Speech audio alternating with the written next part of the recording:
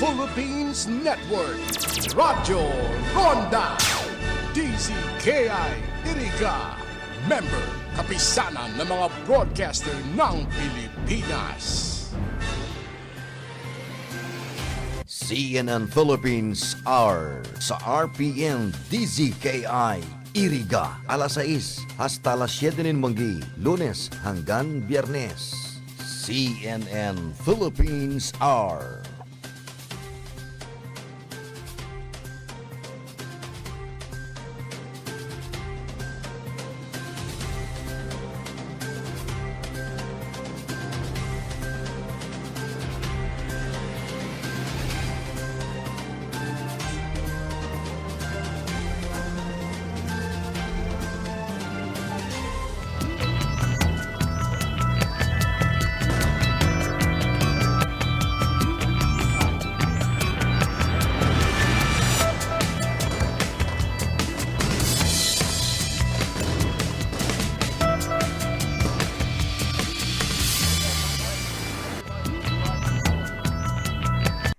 Speaking to CNN, Ukrainian officials said they are afraid Russia is planning to take the capital and replace the leadership of Ukraine with a pro-Russian government. With Russia's assault on Ukraine, Defense Secretary Delfin Lorenzana insists the Philippines will remain neutral for now. Our DZKI reports. The Philippine government has yet to see any possible security threat to the country amid the ongoing war between Russia and Ukraine. Reason why Defense Secretary Delfin Lorenzana says the Philippines will not side with either party for now. Tayo naman, we'll just closely watch what's happening there and be prepared. Wala naman tayong pakialam doon sa Europe, sa kanilang ginagawa. Hindi naman tayo katabi ng Ukraine. Sila mismong yung mga bansang karatig ang mga nagpapahayag ng suporta kung naman, especially sa Ukraine. As of now, Lorenzana says the military is already preparing to protect the country should the conflict reaches our shores. The Defense Secretary adds that the procurement of 16 heavy-lift choppers from Russia will still proceed as planned. Officials are actually worried about the impact of the increasing petroleum prices in the world market due to the war. Ukraine is among the biggest oil suppliers in Europe. Para yung nangyayari sa kapaligiran, lalo't higit sa Ukraine, ay magkaroon tayo ng peaceful settlement kasi tatamaan at tatamaan tayo dyan. Bakit? Ang Ukraine supplier ng crudo yan, supplier ng... Kung may gulo dyan, di tataas yung presyo. Hindi pa nga nag-umpisa yung mga kaguluhan noon, itong mga nakaraang linggo, tumataas na yung mga halaga ng langis. Bakit? Kasi yung mga bansa na they are expecting some troubles are already stockpiling, buying furiously the oil so that they can stockpile and have some yung buffer if things go wrong.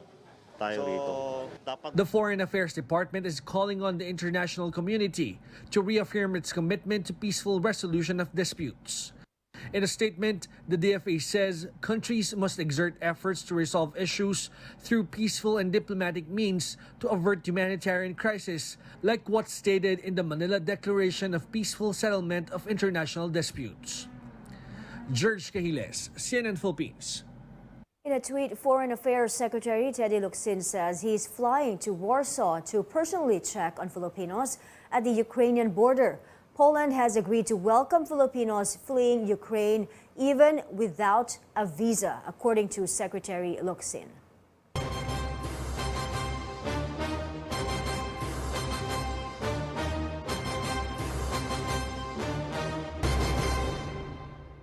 The stage is all set for CNN Philippines' back-to-back presidential and vice presidential debates this weekend. Tristan Odalo gives us a sneak peek. CNN Philippines is back at the University of Santo Tomas for the presidential and vice presidential debates this weekend. But because of the COVID-19 pandemic, expect changes. This building across the UST Quadricentennial Pavilion will serve as holding room for candidates and their teams. Upon arrival here at the UST Engineering Building, candidates and their teams will have to undergo the basic health screening process, including temperature checks and the use of hand sanitizers. And then they will proceed to their holding rooms. This is one of the holding rooms for the CNN Philippines presidential and vice presidential debate. In order to follow the minimum health standards, candidates can only bring 10 members of their team to avoid overcrowding. Medical teams will also be on standby. People who will be on site should present negative COVID-19 test results. I'm really very excited to find out what our vice presidential candidates will say about the various issues that are besetting our country. Alam mo naman ngayon, marami tayong mga problema from COVID-19 to jobless Filipinos, to the economy, to peace and order.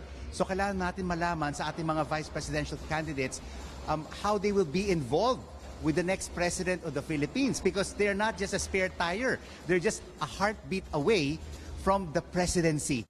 One major difference from past debates, no live audience. Walk-ins will not be allowed and there will be no LED screens on display outside the venue. But the public will get the chance to view the event virtually. There will be an audience that will come from different sectors, including women, LGBT, the academe, and youth. A number of voters are excited to watch their candidates and hear about their plans for the country. Solusyon ng mga presidente sa mga nangyayari sa atin. Katulad yan ngayon, pandemic. So since pandemic, para matapos to, ano yung mga dapat na gawin nila, ganun.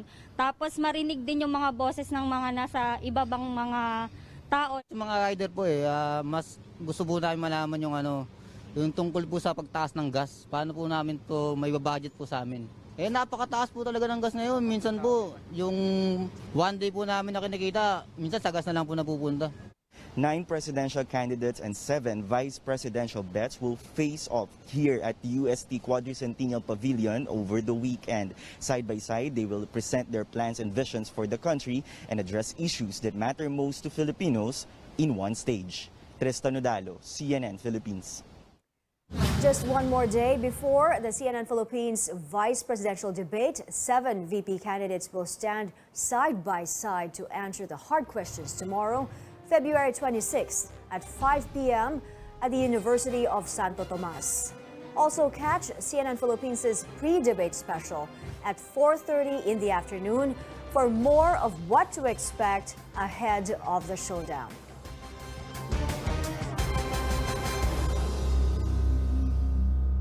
Nine presidential candidates will also face off on Sunday, February 27 at 5 p.m. also at UST. These COMELEC-accredited debates are in partnership with UST and Microsoft Philippines to help you make an informed choice come May 9th.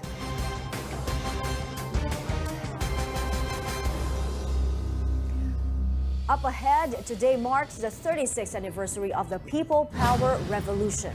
We take a look back on how Filipinos reclaimed the country's democracy.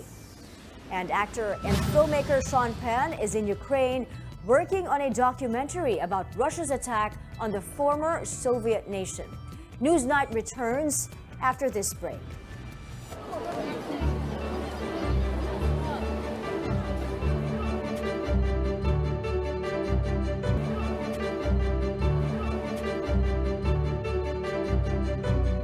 Importante yun kasi mas makikita ng mga citizens, ng mga voters, yung kung ano yung naturang platform and yung kung sino ba talaga yung mas dapat iboto bilang president. Importante para malaman natin kung ano ba yung mga plano nila, yung mga plataforma nila sa ating bansa pagka nahalal sila. Opo, importante po yun.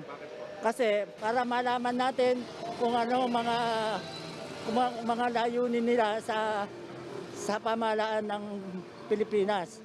Meron tayong mga tumatakbo na ngayon lang umusbong simula nung magkandidato na, pero yung simula nung pandemic wala naman talagang naigawa eh. Pero para sa akin talaga, gusto namin malaman kung ano ba yung mga balak nila talaga sa buong Pilipinas. Kapag may mga debate po na mangyayari po lalo na sa social media na ipapalabas, nakaantabay na po talaga kami manood.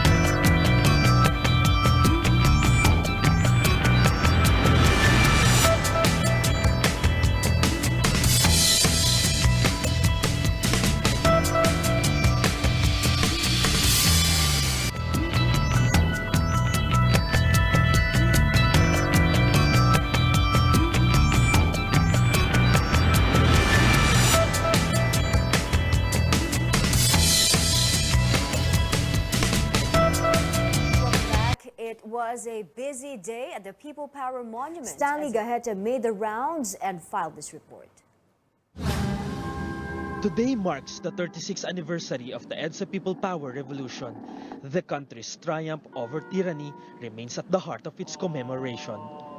Ang EDSA kasi is about changes through peaceful means. So, yun yung maganda doon, no, na ang isang malaking problema is yung conflict na resolved through peaceful means. Manila Cathedral also tolled its bells, symbolizing the gift of achieving change through prayers. Historians say that the 1986 EDSA People Power Revolution was the country's game-changing victory against tyranny. And because of that, the Philippines became an inspiration to the whole world after it restored democracy in bloodless and peaceful means. While remembering the bloodless revolution, various groups at the People Power Monument attended a rally by activists, church leaders, and victims of martial law. Their aim is to debunk myths about Marcos' leadership and the status of the country during the dictatorship. Speakers shared some facts about martial law. Kung walang ninakaw, bakit may nababawing nakaw na yaman? Kabawi tayo ng 170 billion pesos as of 2016. Ayon sa record ng PCGG, saan galing pala yun? Saan lang, basta na lang lumitaw? Kailangan yung mamamayang Pilipino na dapat ay hindi kinakalimutan yung kasaysayan natin, ano? Kung paano natin winakasan yung madilim na karanasan natin ng diktadorang gobyerno, no? Ang hindi ko makakalimutan ay ang sa gitna ng paghasik ng lagim, sa gitna ng malawakan na korupsyon, sa gitna ng walang habas na pagpapasasa ng mga Marcoses, ano? Ay ang determinasyon ng mga Pilipino na labanan ng diktadura. Historians believe Filipinos should not blame the People Power event on what happened after the revolution. A bugging question remains, what have we Filipinos really learned from that part of our history?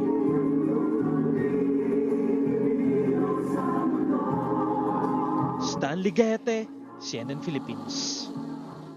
Catholic bishops warn Filipinos against historical revisionism and disinformation on martial law, especially in the run-up to the May polls. AC Nichols reports. The Catholic Bishops' Conference of the Philippines is making a stand against what it calls radical distortions about the Marcos regime, noting that people referring to that period as the golden years are lying. In a pastoral letter issued on the 36th anniversary of the People Power Revolution, the CBCP rejects efforts to downplay human rights abuses, corruption, and economic slump during the regime of former dictator Ferdinand Marcos. As the 2022 elections near, the group says it is not endorsing a specific candidate but urged Filipinos to side with the truth. Labanan naman natin yung nagsasabi ng hindi totoo. At kung malinaw sa inyo kung sino ang hindi nagsasabi ng totoo, di wag iboto yun. Ang iboto natin yung pumapanig talaga doon sa totoo. The son of the late dictator, former Senator Bongbong Marcos, is dominating pre-election surveys. He usually evades questions about the martial rule and people power revolution, saying these issues happened many moons ago. But his supporters are known to push the narrative that the martial law period marked the country's economic golden age. Asked if they were alluding to Marcos supporters, the CBCP says it's only after the truth. Kung sila ay tinamaan, baka totoo, no? Because ang pinatatamaan lang naman natin dito, ang tinutumbok talaga natin ay yung totoong nangyari. Huwag lang nating babaluktutin yung totoong nangyari. The CBCP insists it remains non-partisan, but never neutral. David even lauded religious groups who have united behind a common candidate, such as the Couples for Christ and the Lasallian Brothers, who openly endorsed the candidacy of Vice President Leni Robredo. AC Nichols, CNN Philippines. Davao City Mayor Sara Duterte will not attend the vice presidential debate sponsored by the Commission on Elections. Her team did not explain why. Duterte spokesperson Liloan Mayor Cristina Frasco says the presidential daughter did not receive a formal invitation to attend COMELEC's first VP debate on March 20th, despite an earlier announcement from the poll body. But Frasco notes that Duterte won't participate either way. The team of Duterte's running mate, Bongbong Marcos, also said the former senator has not confirmed his attendance in the COMELEC's first presidential debate on March 19th. COMELEC spokesperson James Jimenez earlier said all presidential and vice presidential candidates have committed to joining the event, except for VP Bet Lito Atienza, who is recovering from his knee surgery. Similar to more developed countries, televised debates now play a key role in our nation's election cycles. Why are these political showdowns important for both candidates and voters? Senior correspondent David Santos reports. When Rodrigo Duterte and Leni Robredo were elected in 2016, their performances during televised debates were widely viewed as having played a crucial role in their victories. I think debates are important because they allow voters to access candidates' platforms in a comparative way. London-based Filipino debate expert and rights advocate Sharmila Parmanan explains why live candidate face-offs have become an election staple just like in other countries. But second, it also creates a more accountable public culture and political culture, because the signal it gives to political candidates is you need to explain yourself. You need to justify yourself. And we create a culture where people are willing to ask questions and willing to challenge policies. More than just presenting their platforms in equal opportunity, political debates primarily help voters make informed choices. Kasi gusto nating ma-empower yung voters eh. So para pagdating ng election day, sigurado sila na matalino yung magiging desisyon nila, na pinag-isipan nila yung magiging desisyon nila. Parmanan says voters should watch out for motherhood statements and empty promises. So don't look for candidates that promise the moon and the stars. Fact-check their claims and keep an eye on their demeanor.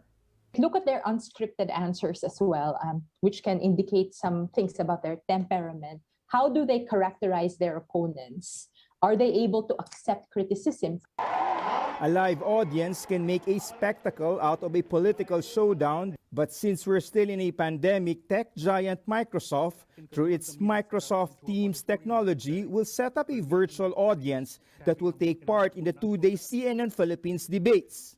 It will enable a more human feel to it, bringing the energy of a virtual audience into the mix and allowing for a more personal interaction between the candidates and our audience. Microsoft really feels a strong responsibility to ensure that the democratic process is upheld for every Filipino. CNN-PH and Microsoft have been working for months on this project, hoping to bridge the voters and the candidates in this historic election.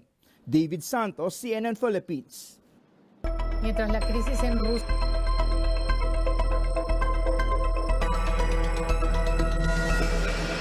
We return to our top story. The Russian assault on Ukraine continues as explosions and air sirens ring out in Kiev and other key cities as early as 7 in the morning. European leaders announced tougher sanctions to punish Russia, while other nations continue to condemn the aggression. Ukraine says it is resisting attempts by Russian troops to advance on the capital. CNN's Atika Schubert tells us more about this war live from the city of Lviv. Atika, tell us what is happening there and any update on the casualties. Well, I don't know if you can hear this right now, but air raid sirens are going off in Lviv. We had several this morning. And we had some yesterday, but this is the first time we've seen it this late in the day. Normally, what seems to be a pattern here for the last 2 days is we hear this air raid siren early in the morning, and that indicates possible missile strikes in the area. We know that 2 airfields were hit over the last 2 days, but this one now is a bit unusual. Seems to be dying down now. People are supposed to seek shelter when they hear that air raid siren. Churches have become designated safe places for a lot of people here. We saw one kid running to get home to safety. So Things are nervous here, but they're not in any way as bad as they are in Kiev, in the capital, where fighting is ongoing. The Ukrainian defense minister has come out saying that Russian reconnaissance forces have now entered the northern districts of the capital, and he actually put out a tweet urging residents to make Molotov cocktails, in his words, and to fight the occupiers. Our own crew on the ground there also saw civilians fleeing heavy fighting. So the situation appears to be quite chaotic in Kiev. And in answer to your question on casualties, we know from the Ukrainian president who addressed the public today, early this morning, in a Facebook message, that we have 137 casualties so far, although we do expect that number to rise, Mai. Well, Atika, there were protests earlier today. Tell us, how are Russians reacting to this conflict? Well, it's very interesting. I mean, to protest in Russia against the war in Ukraine is a very courageous act. As we saw, a number of people had already been arrested, but that didn't stop people from coming out, especially in St. Petersburg, where you saw these huge crowds coming out against this war. And I think that goes to show it's a sign, perhaps, of public opinion in Russia that this is not a popular war. It's not clear how much public backing Russian President Vladimir Putin has. And I think you have to keep in mind that many Russians feel very close to Ukraine. Many Ukrainians feel that even though they don't want to be a part of Russia, they feel quite close to Russia. They see each other as sort of brothers. So this is a war and a conflict that I think really hits home for Russians especially. Well, Atika, European leaders have announced tougher sanctions to punish Russia while other nations continue to condemn the aggression. Can you tell us any new steps taken by world leaders? Well, certainly Ukraine is hoping for all the help it can get, especially sanctions. And what Ukraine wants to see is the full power of sanctions being imposed on Russia now. What Ukraine wants to see is the world isolating Russia, punishing it for this attack on the country. Specifically, Ukraine would like to see Russian banks being prevented from operating in the international system, meaning, for example, their transfers on the SWIFT system would not be able to go forward. This is what Ukraine would like to see. The reality is the United States and European allies are putting in tough sanctions, but they're still holding back some of the even tougher ones. And I think that's because they're hoping that this will be enough to deter Russia, and they're holding some back for extra leverage later. But as you can imagine, many here in Ukraine want to see the maximum being imposed now. To you and your team, Atika, thank you for that report, and do stay safe. That was CNN international correspondent Atika Schubert, live from Lviv, Ukraine. World-famous actor Sean Penn is working on a documentary in Ukraine as Russia began its assault. The office of the president says Penn came to Kiev to tell the world the truth about what's happening.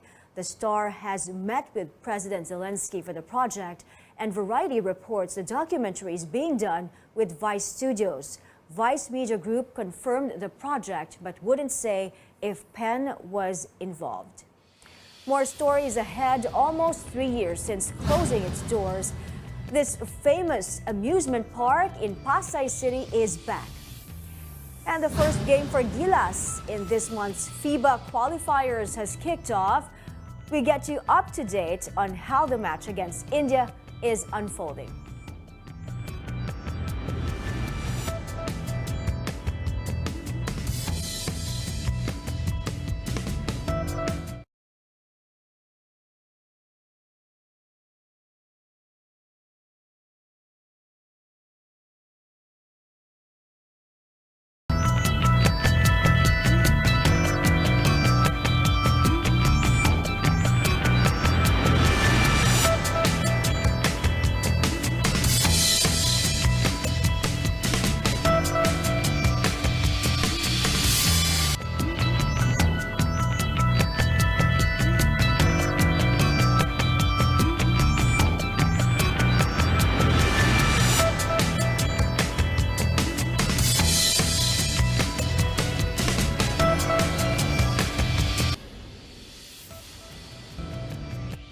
Welcome back.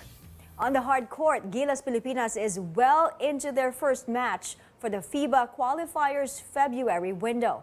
The national men's basketball team is facing India, with Gilas taking the lead at 26-19. The Philippines currently holds a 1-0 record after yesterday's default win because of South Korea's withdrawal. Here's the lineup for Gilas players for this match, which includes returning Japanese B-League imports Thirdy Ravena, Dwight Ramos, and Juan Gomez de Llano. Regardless of the results of the qualifiers, the Philippines is already through to next year's FIBA World Cup as one of the host countries. On to another league after a 2-year break because of the pandemic. The UAAP is finally making a comeback. Season 84 formally opens on March 26, featuring men's 5-on-5 and 3-on-3 basketball, women's volleyball, cheer dance, pumse and volleyball, and also chess.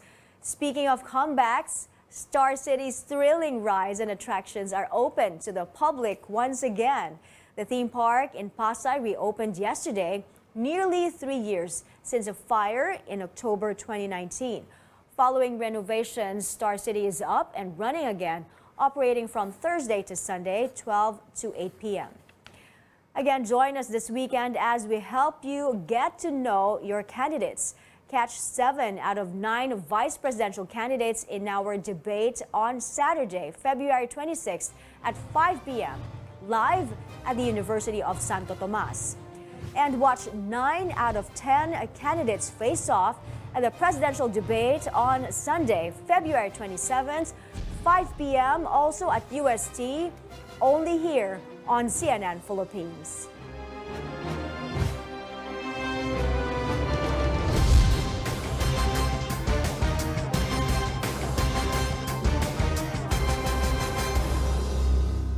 And that's it for now. Join me again on News.ph at 7 p.m. I'm Ida Rodriguez sitting in for Pia Hontiveros. This is Newsnight, where we go above and beyond the headlines.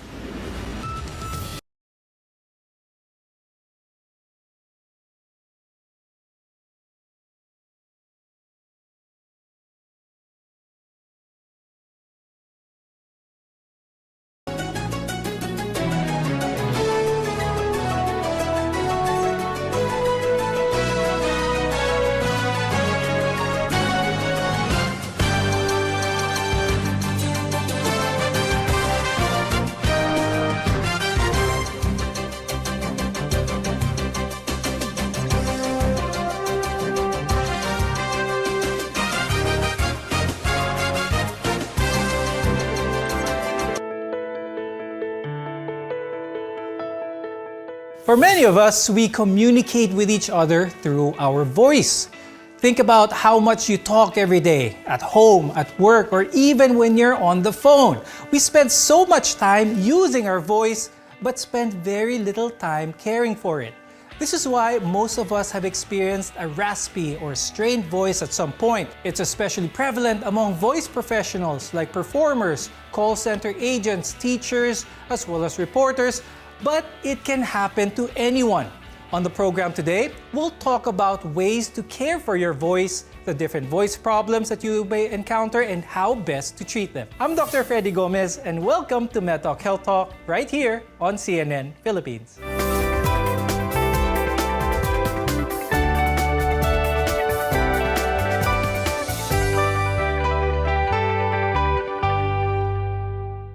Your voice plays a vital role in your everyday life, but it's easy to take for granted. Our guests are here today to give us some tips on how to help keep our voices strong and healthy. With us is Dr. Enrique Papa II, who is an ENT specialist at UniHealth Parañaque Hospital and Medical Center, as well as Hospital ng Maynila. Also with us is Zarina Camille Lazaro. She's a speech-language pathologist from St. Luke's Global City and an instructor of speech pathology at UP Manila.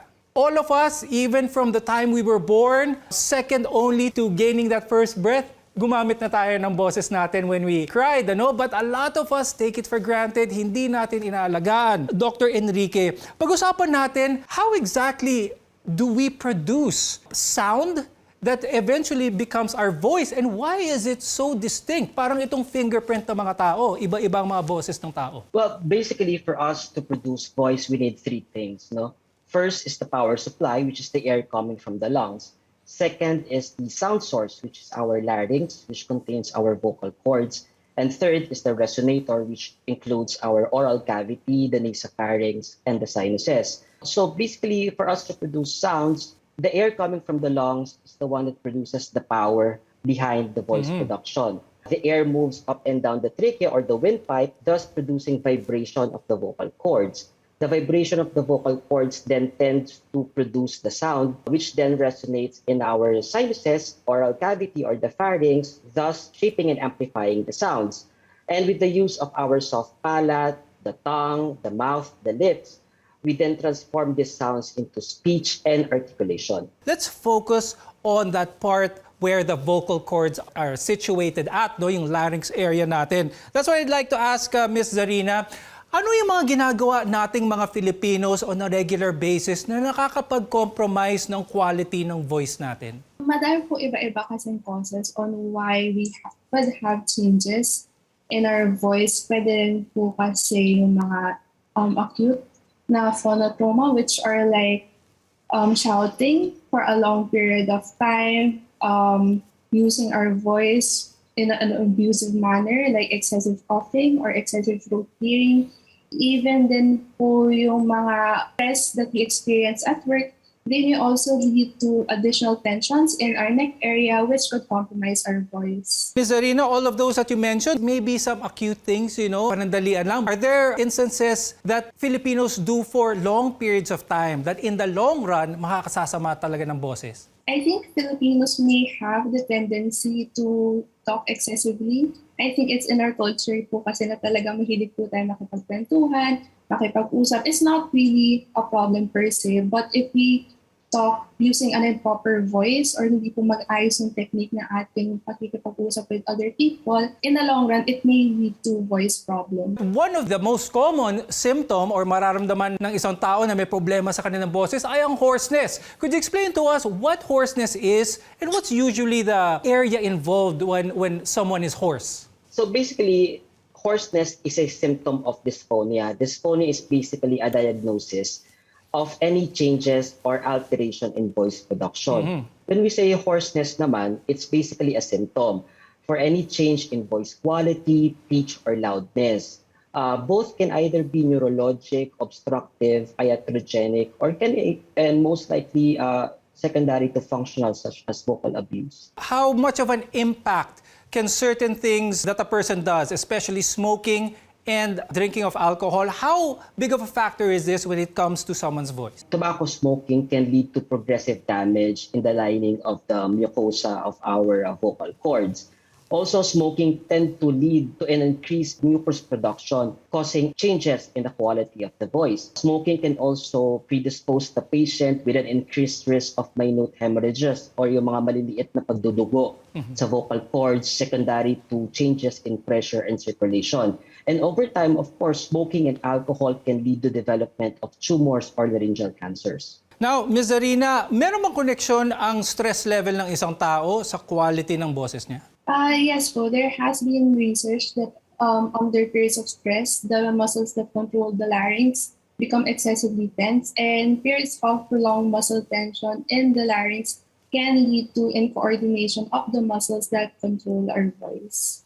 So may connection talaga ang ating stress levels and the quality of our voice. But in some occasions, hoarseness can also signify a serious medical condition. We'll talk more about that when we return. You're watching MedTalk Health Talk, your partner in healthcare.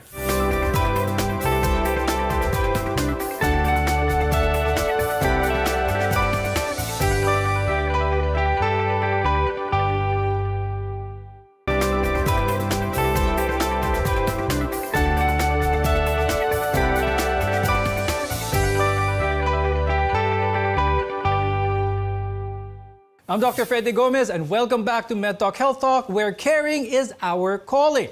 Now, losing one's voice is a symptom, as discussed earlier, but there may be several underlying reasons. A vocally demanding job or the common cold is sometimes usually to blame. If this is the case, your voice should be restored within a couple of days. But sometimes it could signify something more serious. Dr. Enrique, pag-usapan natin ang mga possible causes from something like laryngitis, for instance, as a cause for hoarseness or the loss of someone's voice. What are some of the main causes ng laryngitis and how can this be better managed by our viewers? When we say laryngitis, it's basically an inflammation or irritation of the larynx causing dysphonia. It could either be acute, lasting for 2 weeks, or chronic, lasting for more than 2 weeks. Here in the Philippines, because of the advent of the BPO industry, the most common cause of laryngitis is vocal abuse. Other causes would include your respiratory tract infections, such as cough and colds, infections such as TB, and also reflux or gastroesophageal reflux disease. In case, Dr. Enrique, nakapag-voice rest na ang ating mga viewers, but the persistence of hoarseness is still there. Garalgal ang boses niya, very raspy. Is there something probably in their vocal cords that could warrant a checkup with their ENT? First things first, it's very important that we provide a thorough history and physical examination in any patients who is hoarse or namamalat. It is important for us to ask for history of infection, vocal abuse, trauma, or previous surgery in the neck. In the clinics, the voice can be assessed by having the patient read on a certain text or paragraph and grade the quality of the voice according to scale. It is also very important that we take note about the timing and duration of hoarseness. Because for us ENTs, any hoarseness or pamamalat ng boses that is lasting for more than 2 weeks warrants further examination such as laryngoscopy.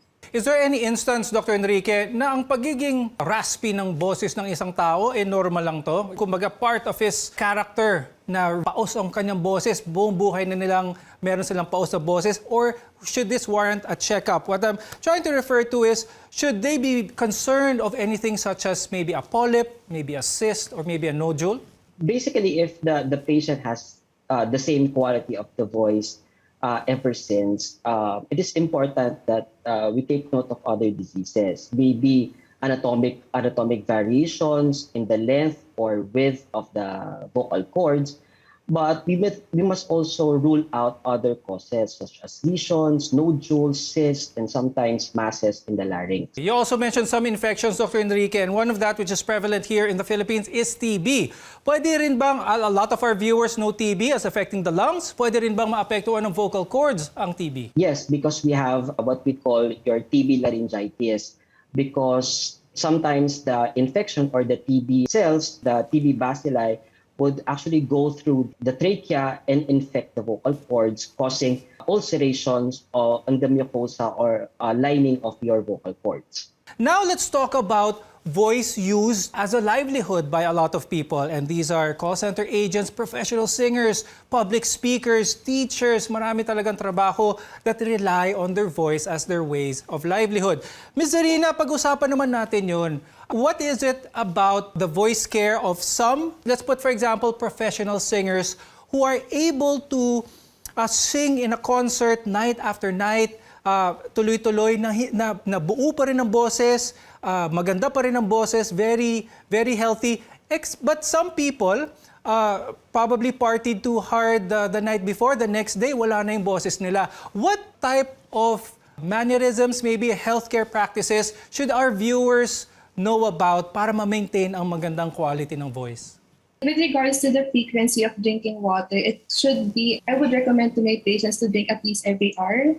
And then for the specific case that you've mentioned, singers are professionally trained, so it's really about vocal technique. Okay. So they may tend to avoid caffeinated beverages or alcohol. However, if you do drink those kinds of beverages, it would be better for you to balance the intake with water.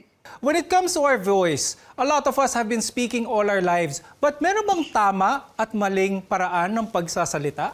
There is actually, but it's really personalized from person to person. But my general tips would be to monitor your breathing, make sure that you have air support for everything that you say. Try not to speak at every end of your breath, so make sure that you try to breathe if ever you tend to speak for long periods of time. Also, try to monitor the pitch of your voice since we're not really conscious about yung tono nga po ng ating mga boses. We may tend to speak at the higher end of our voice range or at the lower end of your voice range. So it's up to us to find what our optimal pitch is. Okay, but Ms. Zarina, Dr. Enrique talked about kung yung power source ng ating voice, which is the air from our lungs. Where should most of that power be coming from for a sustained voice use, especially those who, for let's say, call center agents? It may be hard at first, but where should that power be coming from? The neck muscles, maybe from the diaphragm? Saan ba, Ms. Zarina, ang magandang paraan para mag-vocalize or gumamit ng boses? It should be from the diaphragm actually, or more commonly, mas ma-monitor po natin siya sa ating bandang tiyan kasi dun malapit po ang ating diaphragm. You will know if you're breathing in an improper way. If you see neck tensions over here, nakikita niyo na po yung muscles niyan. Pero another good way for you to ensure that you're breathing through your diaphragm is to sit in a proper posture. If possible, try to maintain a straight posture whenever you're sitting or standing. So understandable na po na for right now, in our context, majority of the people are working from home. So if makita niyo po na may environmental modifications kayo magagawa, like the height of your table, the height of your chair, it would still be beneficial in the long term. Later on the show, we'll share some tips with you on how to properly exercise your voice to be healthy as well as powerful. Your health is our mission here on MedTalk Health Talk. We'll be right back.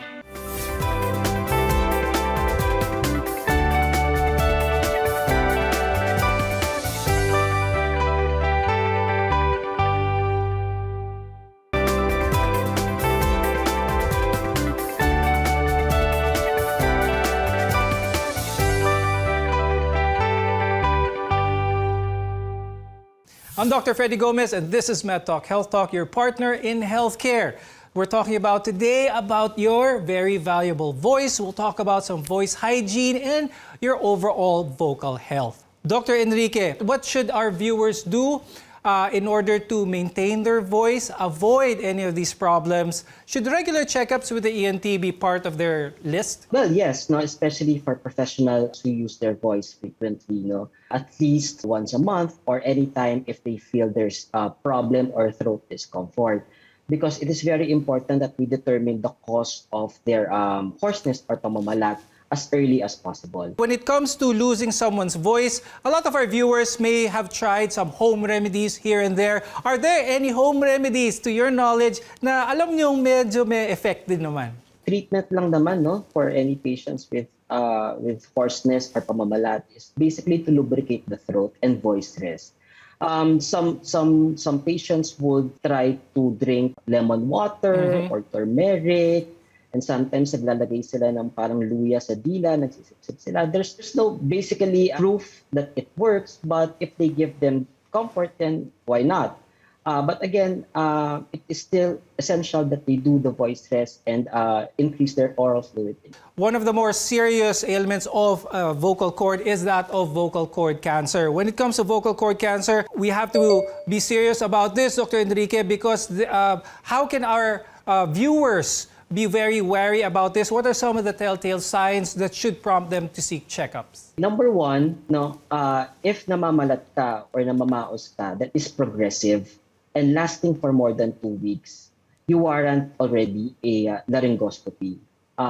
If you find lesions such as nodules or cysts, then we surgically remove that and send it to biopsy. On physical examination, madali namang mag-check if mukhang cancer or mukhang pre-malignant yung lesion. So pag ganun, we do biopsy and we treat it accordingly, either through surgery or radiotherapy or both. The very important thing to remember is that if hindi bumabalik ang boses ninyo ng mahigit 2 linggo. Now, Ms. Zarina, when it comes to exercising our voice, meron mong mga exercises na makaka-benefit sa power or sa sustainability ng boses sa isang tao? I'm sure aspiring professional singers, maybe call center agents would benefit from anything that will strengthen their voice. First off, when relaxation, it's really important to maintain a relaxed voice. in order to produce a good voice. So some examples of relaxation exercises are just simple stretching of the neck. Yung mga ginagawa po natin pa nag-warm up during workouts, like yung pag-stretch ng neck downward, upward, and even to the sides. We could also do a couple of breathing exercises in order for you to monitor if you're applying diaphragmatic breathing. So you could put one hand on your chest and one hand on your stomach and just inhale and exhale and monitor if mas gumagalaw ba yun sa stomach mo, which indicates that you're applying more diaphragmatic breathing, and monitoring if there are any tensions in your neck to indicate if hindi ba efficient yung breathing pattern ninyo. You could also actually search on YouTube some vocal warm-ups. A lot of my patients find lip trills very easy to do since they follow those videos on YouTube, and I recommend that they do those lip trills before a vocally demanding task. And with that, I'd like to thank ENT specialist Dr. Enrique Papa II and speech pathologist Ms. Zarina Lazaro for sharing with us your very valuable insights. We learned a lot from you both today, very important information with regards to our voice. Thank you very much. I'm Dr. Freddy Gomez, and thank you for watching MedTalk Health Talk. We'll see you again next time.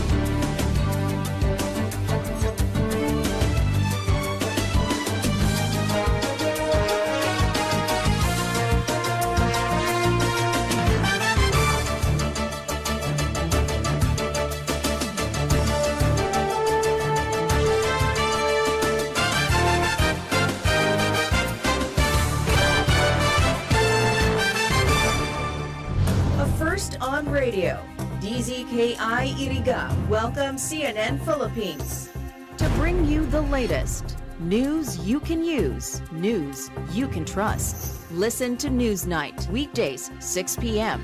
We now go above and beyond the headlines, followed by MedTalk Health Talk. We'll talk about how to keep ourselves healthy during the pandemic. Politics as usual. In this country, not everything really goes according to plan, and politics is, as usual, up close and more. Catch CNN Philippines Hour on DZKI-IRIGA, weekdays, 6 to 7 p.m. Sa pagpili ng liderato, laging tatandaan, dapat nasa kanya lahat ng katangian na maka-Pilipinas, taong may respeto sa buhay at pamilya, makabuluhan at matinoong pamumuhay. Siya yung makapagtataguyod ng kabutihang panlahat, di mangiiwan, makakasama ang lahat. Malinaw ang pananaw sa makabagong bukas, makatwiran at patas pakisama, at higit sa lahat, maka-Diyos siya dapat. Sa pagpili ng liderato, laging tatandaan, dapat nasa kanya lahat ng katangian, maka-Pilipinas, maka-Pilipinas. Gabayan ng Pilipinong bumoto ng responsable. Yan naman ang aming Panatang Maka-Pilipinas. Iboboto ko, Maka-Pilipinas. Makabayan sa lupang sinilangan. Makataot may respeto sa buhay at pamilya. Siya ay makatwiran at patas makisama. Masigasig tumulong makaahon ang bawat isa. Makatarungan, makalingat, maalalahanin sa kapwa. Makakasama ang lahat, siya'y di mangiiwan. Siya ay makapagtataguyod ng kabutihang panlahat. Siya ay makabatas. Siya ay makatotoo. Siya ay may malinaw na pananaw para sa makabagong bukas. Higit sa lahat, siya ay maka-Diyos. Kaya't ayaw niya ng karahasan. Siya ay makakapayapaan. Iboboto ko ang isang tao na makakalayaan. Isang leader na makakalikasan. Isang Pilipinong makabuluhan at matino ang pamumuhay. Sa isip, sa salita, at sa gawa. Gabayan ang Pilipinong bumoto ng responsable. Yan naman ang aming panata sa PPCRV. CNN Philippines R sa RPN-DZKI-IRIGA alas 6 hasta alas 7 ng manggi, Lunes hanggang Biyernes. CNN Philippines R.